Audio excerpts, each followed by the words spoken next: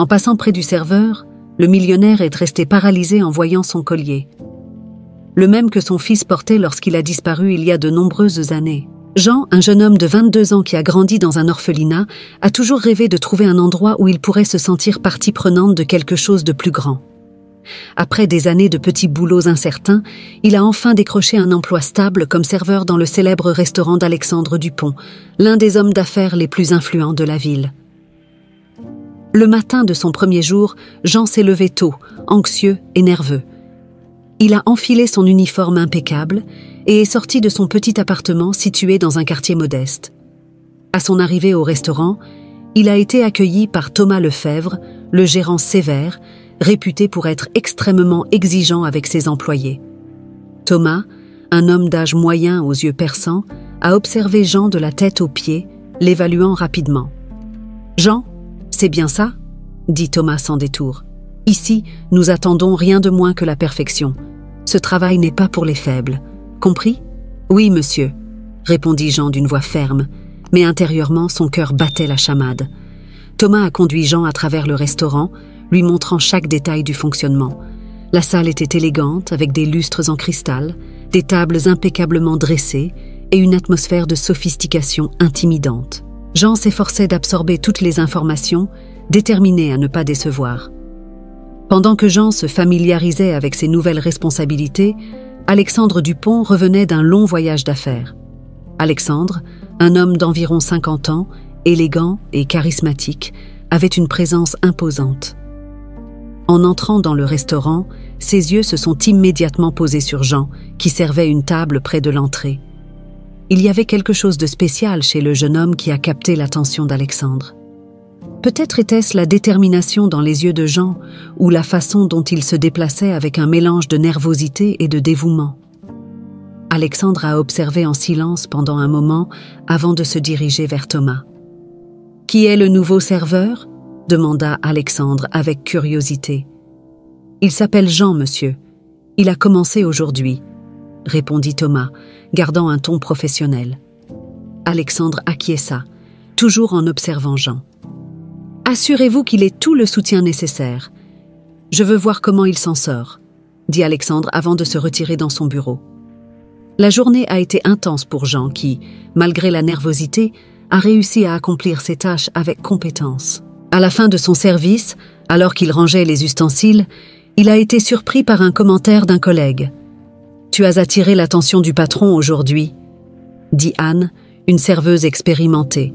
« Ça n'arrive pas souvent. » Jean sourit timidement, ressentant un mélange de fierté et d'appréhension. Il savait qu'il n'était qu'au début, mais cette petite observation le remplit d'espoir. Si Alexandre Dupont avait remarqué quelque chose de spécial chez lui, peut-être que c'était le début d'une nouvelle et prometteuse aventure. En sortant du restaurant ce soir-là, Jean regarda le ciel étoilé et se fit une promesse. Il ferait tout son possible pour saisir cette opportunité et prouver sa valeur. Ainsi, sa première journée s'acheva avec un mélange de fatigue et de détermination renouvelée, sans savoir que sa vie était sur le point de changer à jamais. Le deuxième jour de travail de Jean commença avec la même anxiété et détermination que le premier. Il arriva tôt au restaurant, déterminé à montrer son dévouement. En organisant les tables, il remarqua Alexandre qui l'observait de loin. La présence du propriétaire du restaurant lui causait toujours une certaine nervosité, mais il essayait de ne pas le laisser paraître. Alexandre, quant à lui, était intrigué. Quelque chose chez Jean lui rappelait son fils disparu, surtout le collier en forme de lune que Jean portait autour du cou. Ce collier était identique à celui qu'il avait donné à son fils des années auparavant. Décidé à en savoir plus, Alexandre entreprit de découvrir discrètement l'origine du collier. Pendant le service, Jean se montrait de plus en plus compétent, gagnant l'admiration de certains collègues et la méfiance d'autres. Thomas, le gérant sévère, continuait avec ses critiques constantes, testant la patience et la résilience de Jean. « Jean, ces tables doivent être parfaites, » disait Thomas.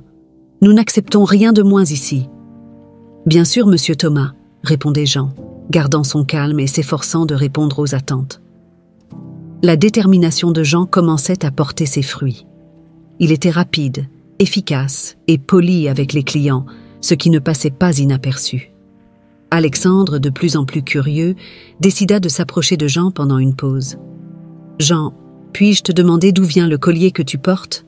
demanda Alexandre, essayant de paraître décontracté. Jean toucha instinctivement le collier, un geste révélant combien cet objet comptait pour lui. « C'était un cadeau de quelqu'un de très spécial pour moi, » répondit-il avec un éclat dans les yeux. « Je ne le quitte jamais. » Alexandre acquiesça, cachant sa curiosité et son inquiétude croissante. Il avait besoin d'en savoir plus, mais sans effrayer Jean. Dans les jours qui suivirent, Alexandre commença à observer Jean avec plus d'attention, cherchant des indices pouvant confirmer ses soupçons. Pendant ce temps, Jean continuait de se démarquer dans son travail. Ses collègues, comme Anne, remarquaient ses efforts et son dévouement. « Tu t'en sors très bien, Jean », commenta Anne lors d'une brève pause. « Je pense que Thomas commence à te respecter. »« J'espère bien », répondit Jean en souriant. « Je fais de mon mieux. » La détermination de Jean ne passait pas inaperçue aux yeux d'Alexandre, qui, une nuit, décida de chercher dans les archives de l'orphelinat où Jean avait grandi. Les informations qu'il trouva renforcèrent encore plus ses soupçons. Jean avait le même âge que son fils aurait eu et avait grandi dans un orphelinat après avoir été abandonné enfant. Alexandre savait qu'il devait être prudent, mais la possibilité que Jean soit son fils perdu était une lueur d'espoir qu'il ne pouvait ignorer. Décidé à découvrir la vérité, Alexandre planifia une approche plus directe, mais encore discrète, pour percer le mystère du collier et du passé de Jean. Pendant que Jean se concentrait sur son travail, ignorant l'intérêt d'Alexandre pour son histoire, le restaurant continuait de prospérer.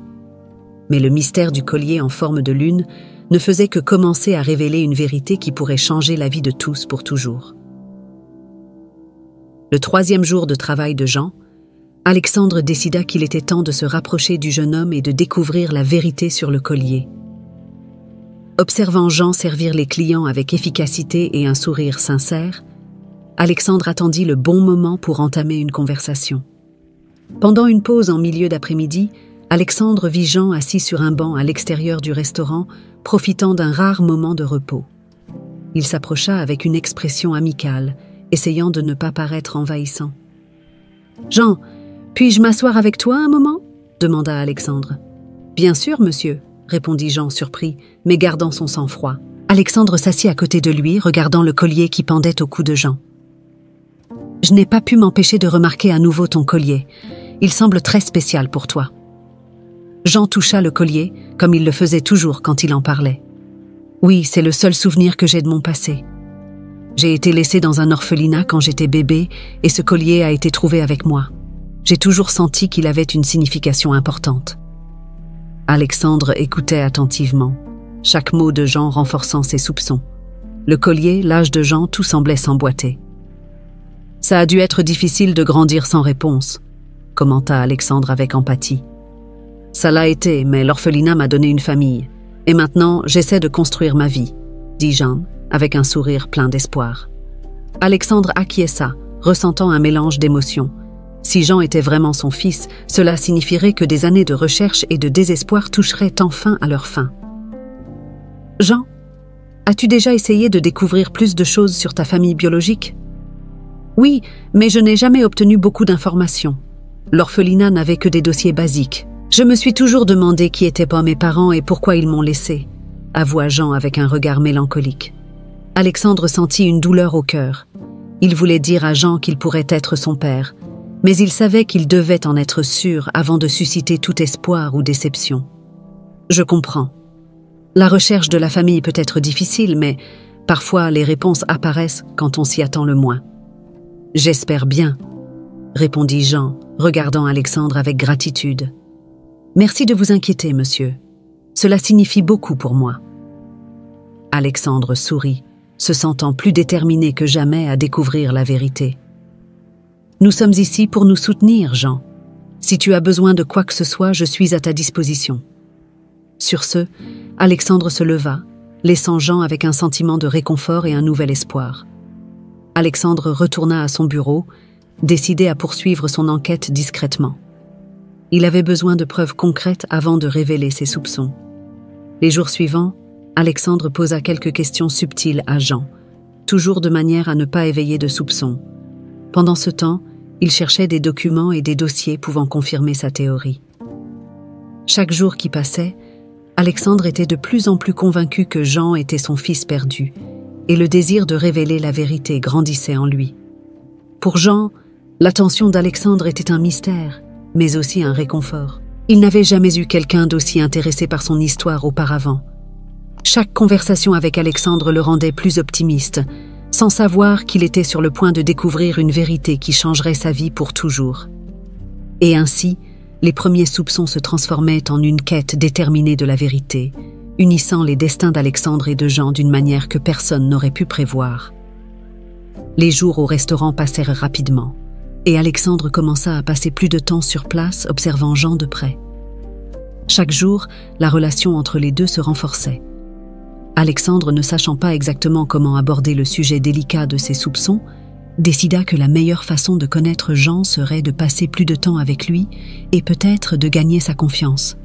Jean, quant à lui, appréciait la présence d'Alexandre. Il se sentait plus en sécurité et valorisé avec le propriétaire du restaurant, montrant un intérêt sincère pour son travail et sa vie. À chaque conversation, il découvrait en plus sur les aspirations et les rêves de l'autre. « Jean, qu'aimerais-tu faire à l'avenir ?» demanda Alexandre, alors que les deux arrangeaient les tables avant le début du service du soir. « J'ai toujours voulu ouvrir mon propre restaurant un jour, » répondit Jean, avec un éclat dans les yeux. « Je veux créer un endroit où les gens se sentent chez eux et puissent profiter d'une bonne cuisine. » Alexandre sourit, admirant l'ambition du jeune homme. « C'est un rêve formidable. Et tu es sur la bonne voie, en apprenant et en te consacrant. Quand j'avais ton âge, j'avais aussi de grands rêves, mais les choses ne se passent pas toujours comme prévu. J'imagine que ce n'est pas facile, acquiesça Jean.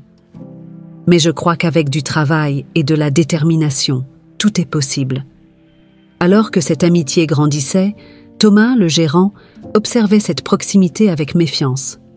Toujours méticuleux et contrôleur, il n'aimait pas l'idée qu'Alexandre s'implique autant avec les employés, surtout avec Jean, qui semblait prendre une place qu'il considérait comme la sienne. Thomas commença à ressentir un mélange de jalousie et d'inquiétude. Pourquoi Alexandre est-il si intéressé par Jean ? Se demandait-il constamment. Qu'a de spécial ce garçon ?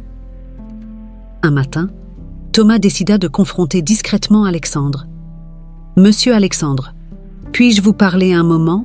demanda-t-il, essayant de cacher son irritation. « Bien sûr, Thomas. Quel est le problème ?» répondit Alexandre, gardant son calme. « J'ai remarqué que vous passez beaucoup de temps avec Jean. Je voulais juste savoir s'il y avait une raison particulière à cela, » dit Thomas, essayant de paraître détaché. Alexandre, percevant le ton de Thomas, répondit avec sincérité. « Jean est un employé dévoué et talentueux. Je vois du potentiel en lui et je crois qu'il peut apprendre beaucoup en travaillant directement avec moi. Je veux l'aider à grandir. » Thomas acquiesça, mais la réponse ne le satisfit pas complètement. Il sentait qu'il y avait autre chose, quelque chose qu'Alexandre ne révélait pas. Il décida alors de surveiller Jean de plus près, espérant trouver un indice justifiant cette attention particulière. Pendant ce temps, Alexandre et Jean continuaient à renforcer leurs liens. Alexandre partageait des histoires de sa propre jeunesse, les défis qu'il avait relevés en construisant son empire et les leçons qu'il avait apprises en chemin. Jean absorbait chaque mot, se sentant de plus en plus inspiré et motivé. « Alexandre, je vous remercie beaucoup pour votre soutien et pour croire en moi, » dit Jean un jour, alors qu'ils fermèrent le restaurant. « Je ne sais pas comment vous remercier. »« Tu me remercies déjà, Jean. Ta dévotion et tes efforts sont la meilleure forme de reconnaissance. Continue comme ça et tu iras loin, » répondit Alexandre avec un sourire sincère. Avec le temps, la relation entre Alexandre et Jean devint une source de force pour les deux. Alexandre sentait qu'il se rapprochait enfin de la vérité sur son fils, tandis que Jean se sentait soutenu et encouragé à poursuivre ses rêves. Cependant, l'ombre de Thomas planait sur eux, menaçant leur nouvelle harmonie. Ainsi, les liens entre Alexandre et Jean se renforçaient, tandis que le mystère et la tension commençaient à s'accumuler, préparant le terrain pour des révélations qui changeraient leur vie à jamais. Alexandre sentait de plus en plus qu'il avait besoin de réponses concrètes sur Jean. Il décida alors d'engager un détective privé pour enquêter sur le passé du jeune homme, dans l'espoir de confirmer ses soupçons. La décision n'était pas facile, car elle impliquait de remuer un passé douloureux, mais Alexandre savait qu'il ne pourrait pas se reposer tant qu'il n'aurait pas de certitude. Cet après-midi-là, Alexandre fit un appel discret à un détective de confiance, Jacques. Il expliqua la situation et fournit toutes les informations qu'il avait sur Jean, y compris son temps à l'orphelinat et le collier en forme de lune. « Jacques, j'ai besoin que tu enquêtes sur tout ce que tu peux trouver sur Jean. Je veux savoir d'où il vient, qui sont ses parents biologiques et toute autre information pertinente, » dit Alexandre, l'urgence évidente dans sa voix. « Entendu, Alexandre.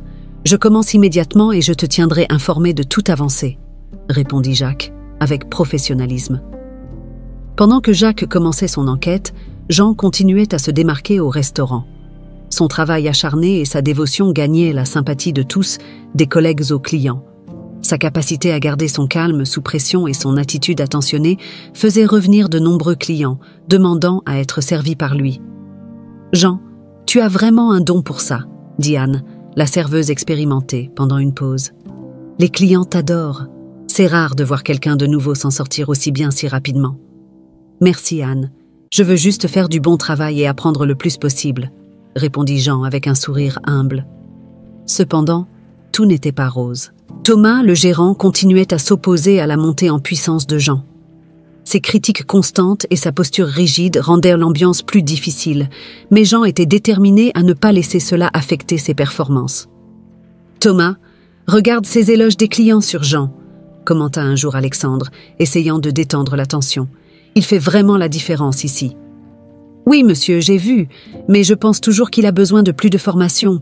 Nous ne pouvons pas permettre que la complaisance s'installe, » répondit Thomas avec une froideur calculée. Alexandre acquiesça, mais il savait que Thomas était injuste.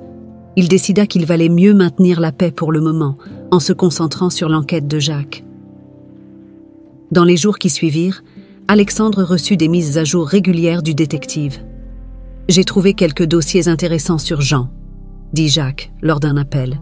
« Il a été laissé à l'orphelinat à quelques mois seulement. Il n'y a pas beaucoup de détails sur les parents biologiques, mais je recoupe des informations pour voir si je trouve quelque chose de plus spécifique. »« Continue, Jacques. Chaque détail est important, » répondit Alexandre, ressentant un mélange d'espoir et d'anxiété. Pendant ce temps, Jean restait inconscient de l'enquête en cours. Il continuait à se concentrer sur son travail, déterminé à prouver sa valeur et à construire un avenir meilleur. Chaque jour au restaurant était une nouvelle opportunité d'apprendre et de grandir, et il en tirait le maximum. Avec le temps, la résistance de Thomas commençait à peser moins, car la majorité des employés et des clients reconnaissaient la valeur de Jean. Cependant, l'ombre de l'enquête planait toujours sur Alexandre, qui attendait anxieusement une confirmation qui changerait tout. Ainsi, alors que l'enquête progressait, Jean continuait de tracer son chemin vers le succès au restaurant, sans savoir que les réponses sur son passé étaient donc plus proches que jamais. Alexandre, quant à lui, attendait patiemment, sachant que chaque pas le rapprochait de la vérité sur le jeune homme qui avait éveillé tant d'espoir dans son cœur. Les jours passaient avec un mélange de tension et d'espoir pour Alexandre. Les mises à jour du détective Jacques devenaient de plus en plus fréquentes, chaque nouvelle découverte éclairant un peu plus le passé de Jean. Un après-midi nuageux, Alexandre reçut un appel qu'il savait crucial. « Alexandre, j'ai des informations qui pourraient t'intéresser, » dit Jacques, la voix à l'autre bout de la ligne chargée de gravité. Jean a été trouvé dans un parc quand il était bébé. Le collier en forme de lune était avec lui, mais il n'y avait aucune autre identification. Alexandre sentit un frisson parcourir son dos. Et ses parents? Aucune piste? Malheureusement, non. Jean a été amené à l'orphelinat et depuis, il n'y a pas de traces de ses parents biologiques. La seule chose que nous savons, c'est qu'il a grandi sans aucune information sur sa famille, expliqua Jacques. L'esprit d'Alexandre était en ébullition. Les pièces commençaient à s'assembler, mais il manquait encore la preuve concrète qui relierait Jean à son fils perdu. Il avait besoin de quelque chose de plus définitif, une preuve irréfutable. « Jacques, j'ai besoin de quelque chose de plus. J'ai besoin d'une preuve concrète, » dit Alexandre, l'urgence dans sa voix claire. « Je comprends, Alexandre. Je vais continuer à enquêter. Nous allons croiser les données de naissance et de disparition à l'époque où Jean a été trouvé. S'il y a une connexion, nous la trouverons. assura Jacques. Pendant ce temps, au restaurant, Jean continuait à se démarquer. Son habileté et son charisme ne passaient pas inaperçus, et sa relation avec Alexandre se renforçait. Alexandre, malgré la tension interne, maintenait une façade calme, soutenant Jean autant que possible. Un soir, après une longue journée de travail, Alexandre invita Jean à une conversation plus personnelle dans son bureau. Assis confortablement, Alexandre décida de se confier un peu plus sur ses propres sentiments et espoirs. « Jean, tu sais que j'ai beaucoup d'estime pour toi. Pas seulement pour ton travail, mais pour le jeune homme que tu es. » commença Alexandre, regardant Jean dans les yeux. « Merci, monsieur Alexandre. Vos mots signifient beaucoup pour moi, » répondit Jean avec sincérité. « Il y a quelque chose que j'aimerais partager. J'ai eu un fils qui a disparu quand il était très jeune. Je n'ai jamais perdu espoir de le retrouver, et récemment, quelque chose en toi m'a rappelé lui, » confia Alexandre, la voix tremblante d'émotion. Jean fut surpris, ne sachant pas exactement quoi dire. « Je suis désolé, monsieur. Cela doit être une douleur indescriptible. »« Oui, Céleste. Et le collier que tu portes, il est identique à celui que mon fils portait. Cela m'a donné de l'espoir, Jean. J'espère que tu comprends, » dit Alexandre, avec un regard implorant. Jean toucha instinctivement le collier. « Monsieur Alexandre, moi aussi je me suis toujours interrogé sur mes parents. S'il y a une chance de découvrir quelque chose, je suis prêt à aider. » La sincérité dans les yeux de Jean toucha profondément Alexandre. Il sentait qu'il était plus près de la vérité, mais il avait encore besoin de cette preuve concrète pour confirmer ses soupçons. Dans les jours qui suivirent, Jacques intensifia l'enquête, recoupant les informations et cherchant la moindre piste pouvant lier Jean au fils d'Alexandre. Alexandre, de son côté, gardait Jean près de lui, l'encourageant et partageant davantage sur sa propre vie. La relation entre Alexandre et Jean continuait de se renforcer, chaque conversation les rapprochant davantage. L'espoir d'Alexandre grandissait chaque jour, alimenté par la possibilité de retrouver enfin son fils perdu. Puis, un matin clair, Alexandre reçut un autre appel de Jacques. « Alexandre, je pense avoir trouvé quelque chose. Un acte de naissance et une disparition qui coïncident avec le moment où Jean a été trouvé. J'ai besoin de plus de temps pour confirmer, mais je crois que nous sommes très près. » La nouvelle remplit Alexandre d'un mélange d'anxiété et d'espoir renouvelé. Il savait que la preuve définitive était proche et que, bientôt, il pourrait enfin embrasser la vérité. Ainsi, les premières révélations ont commencé à tracer un chemin d'espoir et de découverte, préparant le terrain pour la vérité qui allait être dévoilée, changeant à jamais la vie d'Alexandre et de Jean. Alexandre savait qu'il était de plus en plus près de confirmer ses soupçons, mais il avait besoin d'une preuve irréfutable. Il décida que le prochain pas serait de proposer à Jean un test ADN. Il prit son courage à deux mains et appela Jean pour une conversation dans son bureau, espérant que le jeune homme comprendrait l'importance de ce moment. « Jean, j'ai besoin de te parler de quelque chose de très important, » dit Alexandre, tandis que Jean s'installait sur une chaise en face de son bureau. « Bien sûr, monsieur Alexandre. De quoi s'agit-il » répondit Jean, ressentant un mélange de curiosité et d'appréhension. Alexandre prit une profonde inspiration avant de continuer. « Comme tu le sais, j'ai perdu mon fils il y a de nombreuses années. Les similitudes entre toi et lui, en particulier le collier, sont incroyables. Je pense qu'il y a une chance que tu sois mon fils. Pour en être certain, j'aimerais que nous fassions un test ADN. » Jean fut surpris, la révélation le prenant au dépourvu. « Un test ADN ?» répéta-t-il, assimilant l'information. « J'ai toujours voulu en savoir plus sur mes parents biologiques. Si cela peut nous apporter des réponses, j'accepte. » Alexandre ressentit un soulagement immédiat, mais il savait aussi que l'attente des résultats ne serait pas facile. « Merci, Jean. Je vais organiser tout cela. Je ferai en sorte que ce soit rapide et discret. » Dans les jours qui suivirent, Alexandre arrangea la collecte des échantillons ADN sans attirer l'attention. Jean, bien que nerveux, ressentait un mélange d'espoir et de nervosité. L'idée de découvrir enfin ses racines le maintenait dans un état d'attente constante. L'attente des résultats créa un climat de tension au restaurant. Les employés remarquaient l'anxiété d'Alexandre et de Jean, bien qu'ils ne connaissent pas la raison. Thomas, toujours méfiant, observait la situation de près, intrigué par cette nouvelle dynamique. « Jean, ça va ? Tu sembles un peu distrait » commenta Anne, remarquant l'inquiétude de son collègue. Ça va, Anne. Juste quelques affaires personnelles que j'essaie de régler, répondit Jean, tentant de dissimuler son anxiété. Les jours au restaurant furent marqués par une attente croissante. Alexandre et Jean savaient que les résultats du test ADN arriveraient bientôt, et la tension était palpable. Alexandre et Jean, bien que nerveux, essayaient de maintenir une apparence normale au travail, mais ne pouvaient complètement dissimuler leur agitation. Enfin, un matin clair et ensoleillé, l'appel tant attendu du laboratoire arriva. Alexandre, les mains légèrement tremblantes, répondit au téléphone dans son bureau. De l'autre côté de la ligne, la voix du technicien était calme et professionnelle. « Monsieur Dupont, nous avons les résultats du test ADN. Souhaitez-vous venir au laboratoire pour discuter des résultats en personne ?»« Oui, je serai là dès que possible, » répondit Alexandre, sentant une vague de nervosité et d'espoir. Il chercha immédiatement Jean, qui aidait à préparer la salle pour le déjeuner. « Jean, les résultats sont arrivés. Allons au laboratoire maintenant. » Jean acquiesça, sentant son cœur s'accélérer.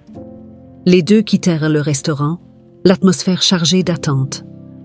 Le trajet jusqu'au laboratoire fut silencieux, chacun plongé dans ses pensées et ses espoirs. À leur arrivée, ils furent accueillis par le technicien qui les conduisit dans une salle privée. Il remit une enveloppe à Alexandre, qui l'ouvrit avec des mains tremblantes. En lisant le contenu, des larmes commencèrent à couler sur son visage. Jean, observant la réaction d'Alexandre, sentit un nœud se former dans sa gorge. « Alexandre, que disent les résultats ?» demanda Jean, sa voix tremblante. Alexandre regarda Jean, les yeux remplis de larmes de bonheur. « Jean, tu es vraiment mon fils. Le test l'a confirmé. Tu es mon fils perdu. » Jean ressentit une vague d'émotion l'envahir.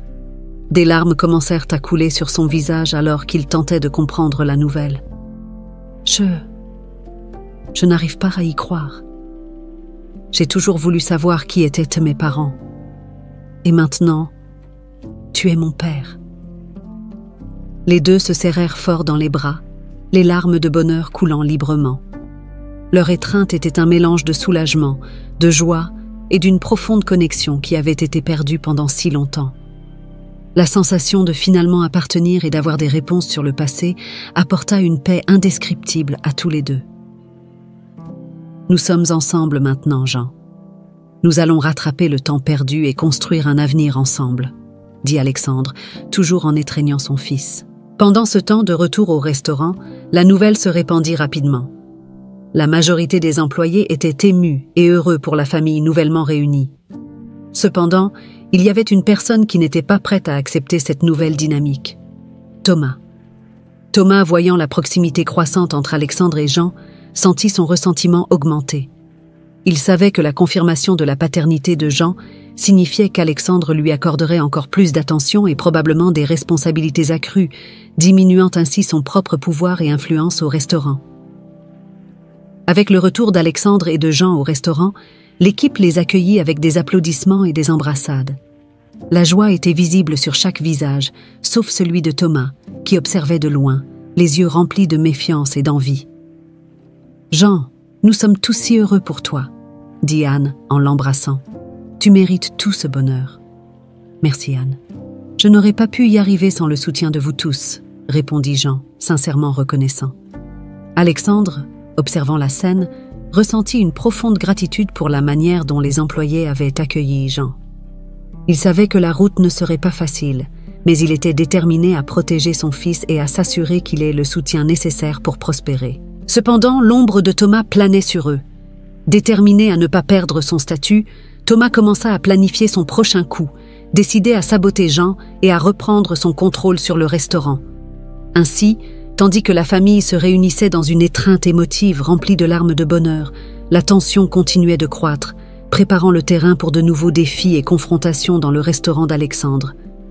Avec la confirmation que Jean était vraiment son fils, Alexandre sentit une énergie et un but renouvelés. Cependant, ce bonheur allait bientôt être mis à l'épreuve par les actions de Thomas, qui refusait d'accepter la nouvelle dynamique au restaurant. Sentant sa position menacée, Thomas intensifia ses tentatives de saboter Jean. Thomas commença à répandre des rumeurs malveillantes parmi les employés, suggérant que Jean recevait un traitement de faveur uniquement parce qu'il était le fils d'Alexandre et insinuant qu'il n'était pas assez compétent pour le poste.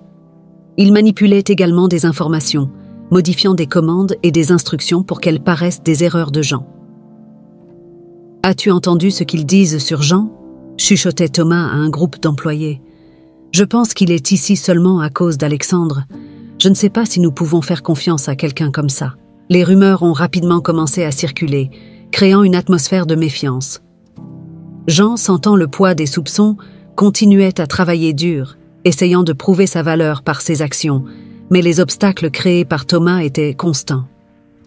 Un jour, un client mécontent aborda Alexandre, se plaignant d'une commande incorrecte. « C'est inacceptable. J'avais commandé quelque chose de complètement différent. » Alexandre, reconnaissant que l'erreur semblait orchestrée, s'excusa et promit de résoudre la situation. Il appela Jean et Thomas dans son bureau pour discuter du problème. « Jean, peux-tu m'expliquer ce qui s'est passé avec la commande de ce monsieur ?» demanda Alexandre avec une expression sérieuse. « Monsieur Alexandre, j'ai suivi les instructions qui étaient sur la commande. Je ne comprends pas comment cela a pu arriver. » répondit Jean, clairement confus et inquiet. Thomas, essayant de se dérober, dit « Peut-être que Jean s'est trompé. Cela peut arriver à quelqu'un sans expérience. » Alexandre, percevant la manipulation, décida d'enquêter plus profondément. Il vérifia les enregistrements et découvrit que les modifications de la commande avaient été faites après que Jean ait confirmé les détails. Les preuves pointaient directement vers Thomas. Décidé à affronter la situation, Alexandre réunit tous les employés dans la salle principale. « J'ai quelque chose d'important à vous dire », commença-t-il, d'une voix ferme. « Ces derniers jours, il y a eu une série d'incidents qui ont affecté l'ambiance de travail et la confiance entre nous.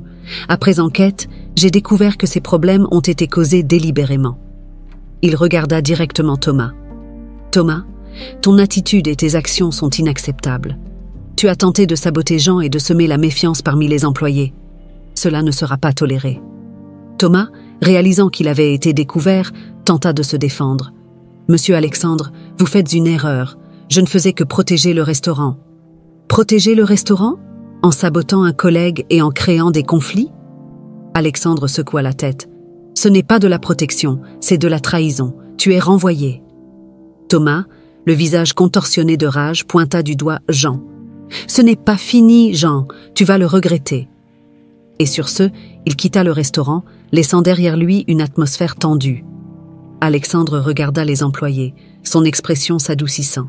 « Je veux que vous sachiez que je ne tolérerai pas ce genre de comportement. Concentrez-vous sur le travail en équipe, comme une famille, et soutenez-vous mutuellement. » Les employés acquiescèrent, visiblement soulagés par la décision d'Alexandre. Jean, bien que secoué par la confrontation, ressentit une vague de soulagement et de gratitude. Dans les jours qui suivirent, l'ambiance au restaurant commença à s'améliorer. Sans la présence de Thomas, la méfiance diminua et l'équipe recommença à se souder. Alexandre et Jean continuèrent de travailler ensemble, bâtissant une relation solide et restaurant l'harmonie au restaurant. Cependant, les paroles de Thomas résonnaient encore dans l'esprit de Jean. Il savait que l'ancien gérant pourrait tenter quelque chose pour se venger, mais il était déterminé à ne pas se laisser abattre. Avec la famille réunie et le soutien de ses collègues, Jean était prêt à affronter tous les défis à venir. Et ainsi, tandis que le restaurant prospérait sous la direction d'Alexandre et Jean, l'ombre de la conspiration de Thomas planait, promettant des conflits futurs et des épreuves de résilience. Le départ de Thomas apporta un nouveau souffle au restaurant de la famille Dupont. Avec une ambiance plus légère et unie, Jean commença à se démarquer encore plus, s'imposant comme un leader capable et respecté. La transition ne fut pas immédiate, mais jour après jour, Jean prouvait sa valeur par sa dévotion, son innovation et une aptitude naturelle à la direction.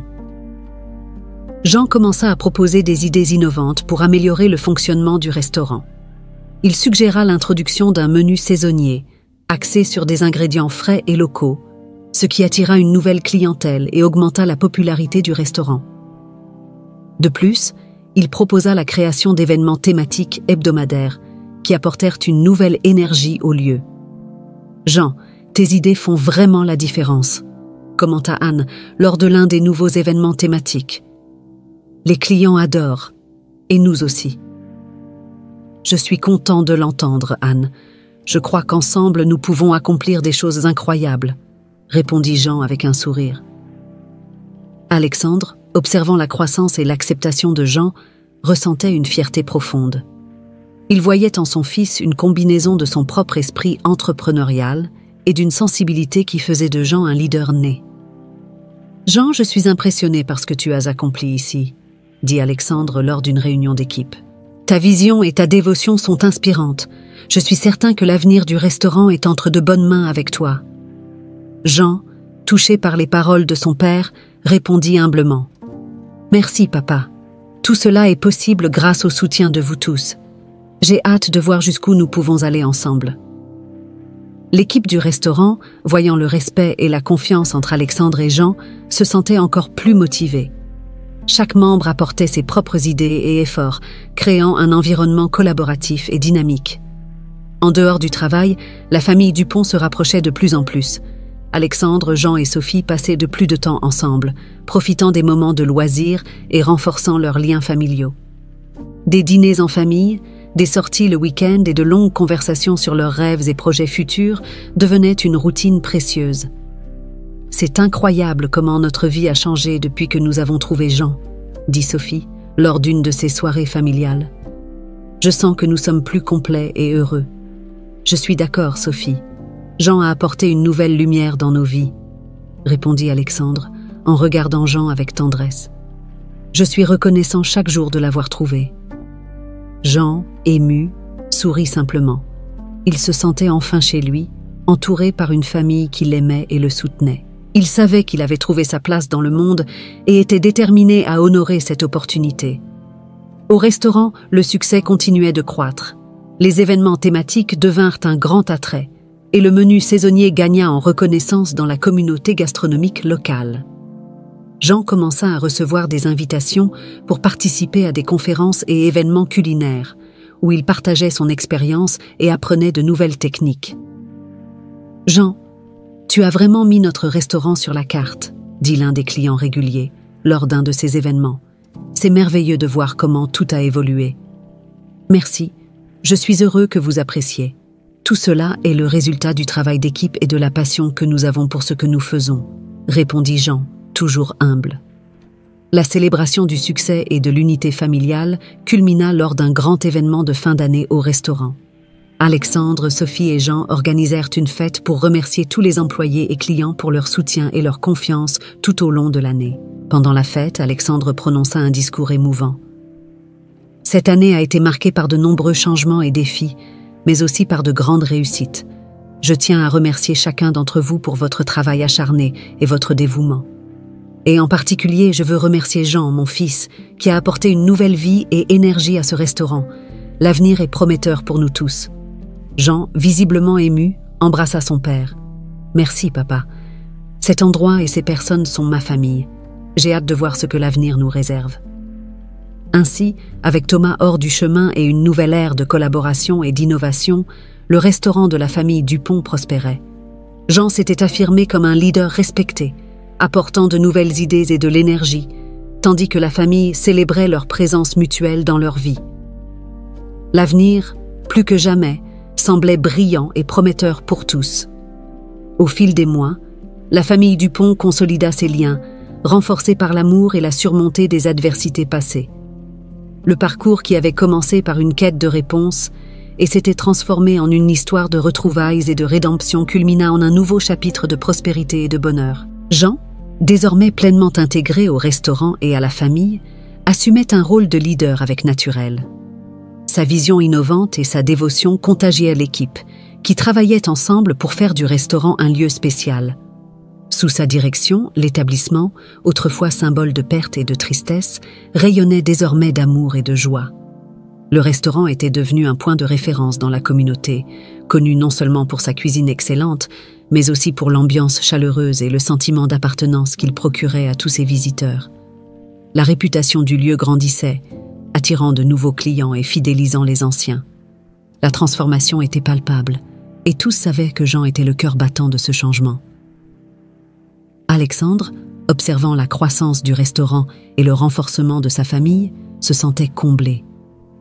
Lui et Sophie étaient plus proches que jamais, et la présence de Jean complétait la famille d'une manière qu'il n'avait jamais imaginée possible.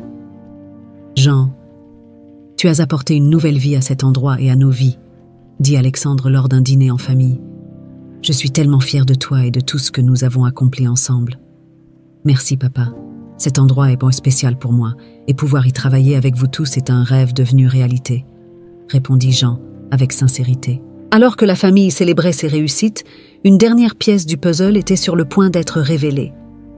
Le collier en forme de lune que Jean avait toujours porté, symbole de sa connexion avec le passé, renfermait encore un mystère à élucider. Une nuit, alors que Jean était seul au restaurant après la fermeture, il décida d'examiner le collier de plus près. Poussé par une curiosité grandissante, il commença à le regarder sous une lumière plus vive. C'est alors qu'il remarqua quelque chose qu'il n'avait jamais vu auparavant, une petite inscription au dos du pendentif. « Souviens-toi toujours de nous ». Ces mots simples, mais profondément significatifs, firent monter les larmes aux yeux de Jean. Il savait que ce collier était plus qu'un simple souvenir, c'était un lien tangible avec ses parents biologiques. Décidé à partager cette découverte, Jean appela Alexandre et Sophie au restaurant.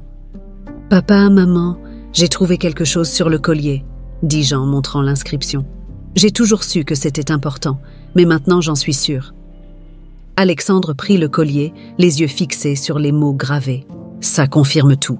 Ce collier a été fait spécialement pour toi, Jean. Tes parents voulaient que tu saches que tu n'as jamais été oublié. » Sophie, émue, embrassa Jean. « Tu as toujours été aimé, depuis le début.